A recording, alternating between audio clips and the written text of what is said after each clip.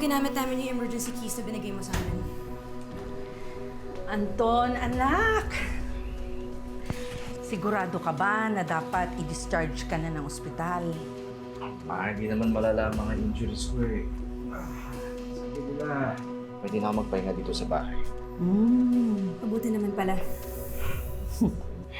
Mabuti nandoon si Millie. Kaya siguro, napabilis yung paggaling ko. Kung tutuusin, maganda nga na nandyan si Millie para hindi na nangyari ang lahat ng ito.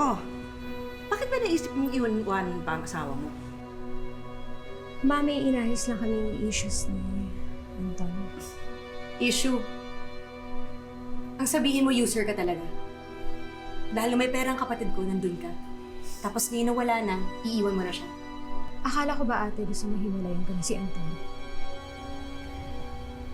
Eh kung gagawin mo naman pala, edi sana dati pa.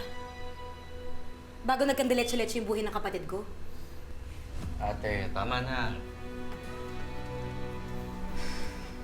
Anton, siguro mas mabuti makinig ka muna sa ate mo, ha? Bago mo ipagtanggol ang asawa mo. At saka kung magkakaproblema pa kayo, at iiwan ka na naman dito, pwedeng doon ka na lang sa bahay. Kesa nandito ka, pero nag-iisa ka naman. Hindi ka na nga, Leila. Traffic pa tayo pag-uwi nito eh. Sige. Thanks sa coffee, Miss Instant.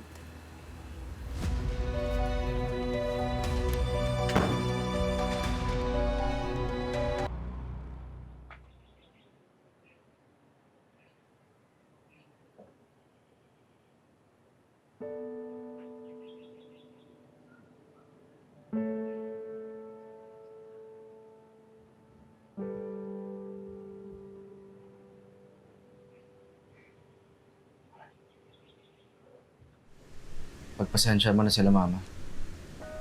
Matagal ko nang pinagpapasensyahan ng pamilya mo. Pero kung tratuhin nila ako, parang ninako ko yung pinakamahal na anak nila. Kaya nga mahal na mahal kita eh.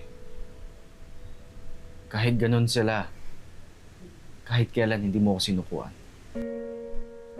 Siguro mas mabuti na doon ka na muna sa pamilya mo tumira.